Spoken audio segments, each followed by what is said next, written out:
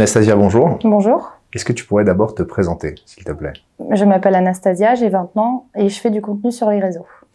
Quel genre de contenu tu publies sur tes réseaux? Je parle un peu de politique, je parle beaucoup de la France. J'ai également des comptes russes. Donc je suis sur TikTok, j'ai un compte français et 2 comptes russes où je suis pro-Poutine. Pourquoi tu t'es décidé à te lancer sur cette plateforme? De base, j'étais sur Musical.ly quand j'étais plus jeune, donc ça fait très longtemps que je suis sur cette plateforme. J'avais eu déjà un compte français, j'avais été bannie. Et j'ai décidé de recréer un compte et petit à petit, j'ai commencé à exposer mon avis politique, mon avis... j'ai commencé à parler un petit peu de tout, enfin, des trucs un petit peu controversés. Mais principalement, si tu t'es mise sur cette plateforme, c'était pour faire quel type de contenu? De base, juste du contenu, des playbacks, des trucs assez simples. Mais ça a tourné sur un contenu assez controversé parce que j'avais besoin d'exprimer mes opinions. Pourquoi? Il y a beaucoup de personnes qui ne parlaient pas des choses qui se passaient en France, etc. J'avais besoin d'en parler parce que ça tournait un petit peu dans n'importe quoi. Il y avait beaucoup d'opinions d'autres personnes qui ne me plaisaient pas et j'avais besoin de contredire ces opinions et d'exprimer la mienne. C'est un peu ces réseaux sociaux, une façon pour toi de militer aussi pour tes idées? Oui, voilà, c'est ça. C'est complètement ça. Tu fais effectivement du contenu russophone et russophile, Oui. si je puis dire. Est-ce que tu sens une espèce de haine envers la communauté russe ou envers les russophones et les russophiles depuis le début de cette guerre entre l'Ukraine et la Russie? Pas que depuis cette guerre, mais déjà quand j'étais petite, quand j'étais en primaire, j'ai grandi en banlieue. Donc j'allais dans des écoles de banlieue, il n'y avait pas énormément de blancs. Et on m'insultait parce que j'étais blanche, parce que j'étais russe. Donc on me disait, oui, ton père c'est Poutine, tu te bats avec des ours, t'es une espionne, Kalachnikov, etc. Des enfants de 8 ans quand même. Donc ça, depuis toute petite, je ressentais cette haine, quoi, cette russophobie en quelque sorte. Depuis la guerre, c'était n'importe quoi parce que beaucoup en France étaient pour l'Ukraine, sauf que moi, je connais la vérité, j'ai de la famille qui habite là-bas, j'ai quelqu'un dans mon entourage, pareil, qui se bat pour la Russie, donc je sais de quoi je parle. Ma mère également sait de quoi elle parle, donc ma mère m'a beaucoup appris également. Donc j'avais besoin de partager tout ça et j'avais besoin de soutenir le pays de mon origine, tout simplement, qui est la Russie. Tu es née en France? Je suis née en France, oui. J'ai grandi en France, je suis née en France. Mais ta maman est née en Russie? Ma maman est née en Russie à l'époque de l'URSS. Est-ce que tu n'as pas peur justement que cet héritage influence aussi ton opinion politique? Non, j'ai absolument pas peur. Je n'ai absolument pas peur. Je suis très fière de cet héritage. Que ça influence mon avis politique ou pas. Je sais très bien que je connais la vérité. Je sais que je connais la vérité. Donc si les autres ne sont pas d'accord, je m'en fous un petit peu. Mais tu restes plutôt française dans tous les cas. Oui. Tu parlais tout à l'heure de racisme que tu vivais à l'école. Tu vivais du racisme par rapport au fait que tu sois russe ou par rapport au fait que tu sois blanche? Les deux. Par rapport au fait que je sois blanche, parce que comme on peut le constater, je suis très très blanche, donc on me disait oui, t'es transparente, va bronzer, être blanc c'est dégueulasse, c'est moche. Et du fait que je sois russe également, je me rappelle quand j'étais en 6e, donc j'étais dans un collège à Paris qui s'appelait le lycée collège Paul Valéry, dans le 12e arrondissement, et j'étais dans la section natation, je faisais de la natation, et c'était une compétition, je rentre dans le vestiaire, et il y a une fille qui s'appelait Anna. C'était une arabe, c'était une marocaine, elle avait dit oh ça pue le russe ici quand je suis rentrée dans les vestiaires. Donc pour toi le racisme anti-blanc existe? Oui, ça existe. Comment il se manifeste? Il se manifeste par beaucoup de choses, par les paroles, par les gestes, par les meurtres également, parce que faut pas oublier que plus les années avancent en France, plus il y a de meurtres envers les blancs. Quand il y a eu la mort de Thomas, il y avait des tags sur les murs cité blanc, faut que tu meurs, et plein de choses comme ça, et ça dégénère. Plus le temps avance, plus ça dégénère. C'est une discrimination au racisme que tu subis au quotidien, toi, dans ta vie courante? Ah oui, clairement. Surtout que je suis sur les réseaux, donc je reçois plein d'insultes sur ça, que ça soit sur ma couleur de peau, sur mes origines. Oui, retourne dans ton pays. Mon pays, c'est la France. Je suis née en France, donc tu veux que je retourne où? Justement, j'allais y venir. Sur les réseaux sociaux, la haine est toujours très exacerbée. Mais est-ce que ce qu'on voit sur les commentaires de tes réseaux sociaux, tu le vis aussi dans la vraie vie, si je puis dire? Il faut savoir que je sors pas énormément. Je suis assez casanière. J'aime pas trop sortir dans les grandes villes parce que dans les grandes villes, surtout que j'habite près de Paris, donc c'est un petit peu la catastrophe. Il y a plein de gens qui hurlent dehors, qui puent. Ça, clairement, les transports, surtout la RER A, ça me donne pas trop envie de le prendre. Mais non, franchement, ce que je vois sur les réseaux, les menaces de mort qu'on procure envers moi, envers ma personne, je ne le vis pas, tout simplement, dans la vie de tous les jours. Ça m'arrive des fois d'entendre des chuchotements, mais à part ça, rien. En fait, les gens, ils parlent derrière leur écran, mais ils font rien, quoi. C'est juste du blabla. Tu fais également la promotion de ta propre religion, enfin sans parler de promotion, tu parles du moins de ta religion Oui. dans tes vidéos, qui est l'orthodoxie. Oui. Est-ce qu'il y a aussi un rapport de haine par rapport au fait que tu parles de ta religion? Bah oui, des musulmans, hein. Oui, sale chrétienne, oui, que Allah te guide, Allah Akbar, plein de choses comme ça. De toute façon, je pense que nous, chrétiens en France, on subit beaucoup. La religion chrétienne est la plus persécutée au monde. Les chrétiens subissent beaucoup dans les pays musulmans et malheureusement, la France est en train de se faire envahir par les musulmans. Donc, les chrétiens subissent énormément les églises profanées, détruites. Notre religion qui se fait salir, les insultes envers Jésus. Il y a pas longtemps, j'avais reçu un commentaire comme quoi Jésus était transgenre. C'est un contenu qui te blesse ou c'est un contenu que tu te dis en même temps je provoque? Non, ça me blesse pas. Je sais que je provoque d'un côté, mais j'en ai absolument rien à faire. C'est pas mon problème. S'ils sont pas contents, ils sont qu'à pas regarder. Je sais qu'ils regardent parce qu'ils ont besoin de déverser leur haine, tout simplement. Moi, franchement, je suis contente de parler de mon opinion, que ça soit politique, que ça soit religieux. Je suis très contente de ça parce que je sais qu'il y a plein de personnes qui sont d'accord avec moi et ça me fait plaisir de voir ces personnes-là, tout simplement, qui s'abonnent à mon compte, qui commentent mes vidéos, de voir qu'il existe encore des personnes intelligentes et instruites.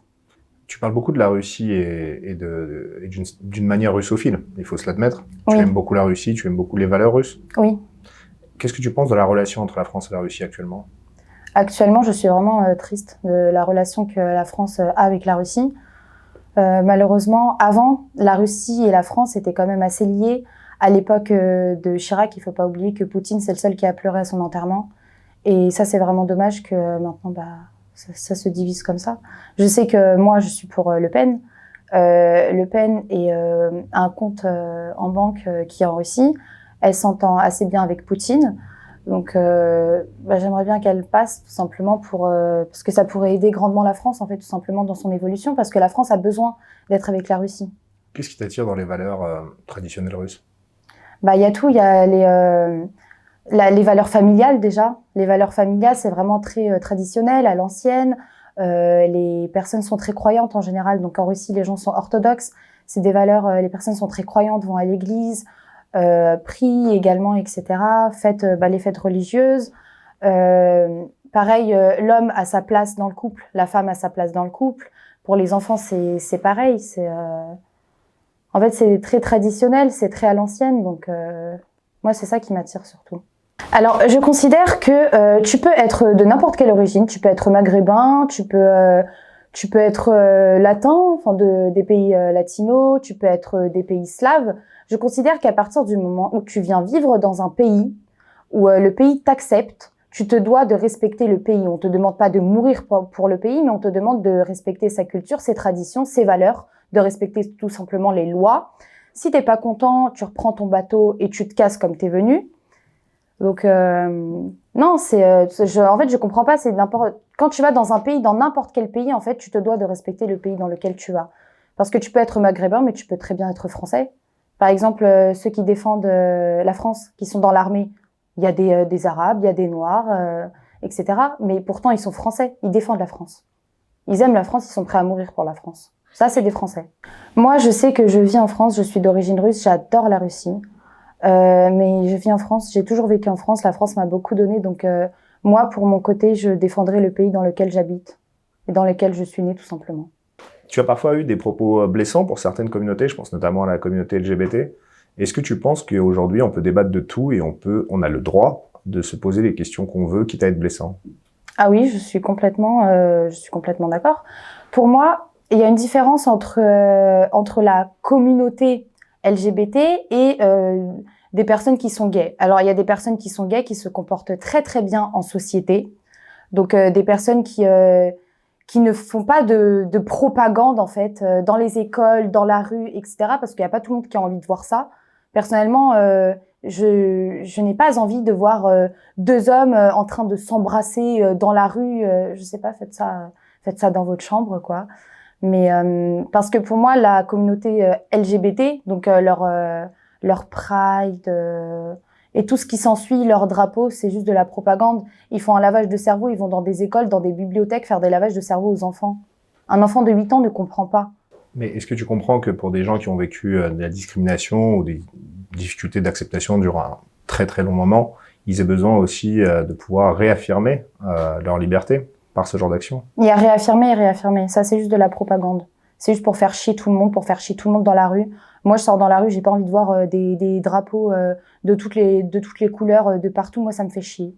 Voilà, ça me fait chier. C'est quoi le drapeau que tu aimerais voir partout en France? Le drapeau français. Uniquement? Tout simplement. Tout simplement le drapeau français, parce qu'on est en France. Il n'y a aucun autre drapeau qui doit être en France. Le drapeau français, tout simplement. Tu t'estimes qu'aujourd'hui, la cohabitation entre les différentes communautés qui existent en France, elle est menacée, elle devient de plus en plus dure, du moins? Oui, de plus en plus compliqué. Entre qui et qui? Bah, que ça soit les LGBT, les musulmans, les chrétiens, les juifs également. Ça devient de plus en plus compliqué de cohabiter ensemble. Ça commence à partir dans tous les sens, ça commence à partir en vrille. Mais sur quelle base? Sur la base de la religion, sur la base de l'orientation sexuelle, sur la base de la liberté, parce que ceux qui sont de gauche, clairement, ils prônent la liberté d'expression, pouvoir s'exprimer librement, etc. Par contre, quand une personne de droite ou quand une personne royaliste, tout simplement, s'exprime, elle n'a pas le droit de s'exprimer. En fait, la liberté d'expression va que dans leur sens à eux.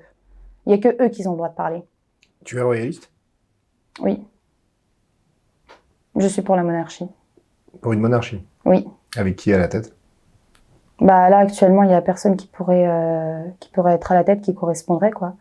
Parce que malheureusement, la monarchie a été dissoute. Il y a eu la révolution qui est arrivée. Et j'en suis triste, en fait.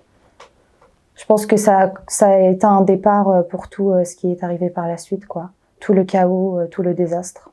Mais tu serais pour une monarchie de droit divin, du coup? Bah, je serais pour la monarchie qui a eu quand Louis XVI il a été du coup tué à cause de la Révolution. En fait, c'est là où je considère que ça a commencé vraiment à partir en vrille. C'est vraiment la Révolution à tout gâché. Si tu avais le choix entre la liberté et la sécurité, tu choisirais quoi? La sécurité. Pourquoi? Parce que je considère que quand tu es en sécurité, bah, tu es libre, tout simplement. Quand il y a eu la chute de l'URSS, il y a eu beaucoup de banditisme, il y a eu beaucoup de sortes de gangs, de hooligans. Donc ça a commencé un petit peu à se détériorer. Mais il y a eu Poutine qui est venu en tête et il a su relever le pays, clairement. Il a su clairement relever le pays. Je pense que la France a besoin d'avoir un président comme lui. Quitte à ce qu'il soit autoritaire? Quitte à ce qu'il soit autoritaire. Parce que je pense qu'il y en a beaucoup qui disent oui, la dictature, c'est mal. Alors, il y a dictature et je pense qu'on a besoin d'avoir une dictature, mais pas une dictature complète. Donc, comme Poutine, c'est pas une dictature, mais c'est pas non plus une liberté absolue, c'est pas non plus la démocratie. Et qu'est-ce qui te dérange justement dans cette démocratie et dans la République? Bah, ce qui me dérange, c'est la France est un pays qui est chrétien catholique. La France a une histoire, a des traditions, a des valeurs. La France s'est beaucoup battue. Il y a beaucoup de personnes qui sont mortes pour le drapeau français. Ça, faut pas l'oublier. Et en fait, il y a plus en plus de personnes qui viennent en France, des immigrés, mais qui viennent pas pour le bien de la France, pour pouvoir aimer ce pays, pour respecter ce pays, mais ils viennent ici pour les aides. Alors, je peux comprendre que si tu es en difficulté, tu reçois les aides, mais en fait, tant que tu respectes la France, et tant que tu la salis pas par derrière, il y a zéro problème. Ta maman elle-même est immigrée? Ma mère, elle est immigrée. Ma mère, elle est immigrée. Elle est née en Russie à l'époque de l'URSS. Elle a vécu 13 ans là-bas. Ensuite, elle a déménagé, pareil, pendant l'URSS. Elle a déménagé en Géorgie. Elle a vécu une vingtaine d'années là-bas. Et ensuite, du coup, elle a accouché de ma grande sœur qui est handicapée. Et à l'époque, c'était très compliqué. Il n'y avait pas d'école pour les handicapés et personne ne pouvait lui mettre un diagnostic à ma sœur. Personne ne pouvait savoir ce qu'elle a. On lui a dit de venir soit en France, soit en Angleterre, donc pour avoir un diagnostic, etc. L'Angleterre, c'était assez compliqué, donc elle est venue en France. Et ma mère, elle respecte les lois, elle respecte la France. Jamais elle ne sait dire à la France. Elle est contente de ce que la France a pu lui donner. La France l'a beaucoup aidée. Comment tu expliques qu'il y a une partie de l'immigration, effectivement, qui s'adapte parfaitement à la France et à ses lois, et pas d'autres?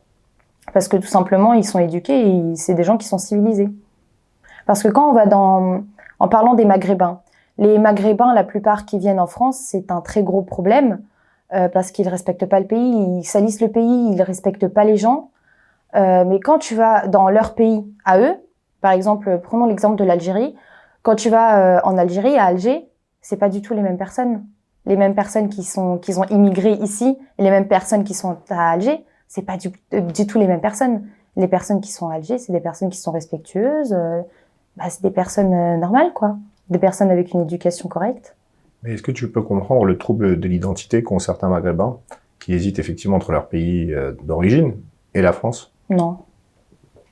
Non. S'ils hésitent, ils avaient qu'à rester dans leur pays. Est-ce que TikTok aujourd'hui a permis de libérer la parole de certains jeunes et de certains mouvements? Oui. Je pense effectivement que TikTok a libéré la parole pour beaucoup de jeunes, pour beaucoup de personnes sur certains sujets, que ça soit politique, religieux, sur plein de sujets en fait, tout simplement. Malheureusement, il y a certaines personnes, il faudrait pas leur donner la liberté d'expression, tout simplement. Et j'avais une amie à moi qui était en couple avec une fille. C'était une amie que je connaissais depuis 6 ans peut-être. Donc je l'ai vue changer, etc. Et j'avais aucun problème sur le fait qu'elle soit en couple avec une fille. Enfin, c'est sa vie, ça me concerne pas. J'avais déjà parlé de ce sujet-là avec elle. Elle m'a dit il n'y avait aucun problème. Mais je pense qu'elle s'est fait influencer par toutes les personnes qui ont commencé à m'insulter, à dire que j'étais homophobe, etc. Et du coup, elle a voulu couper contact avec moi et elle a coupé contact avec moi.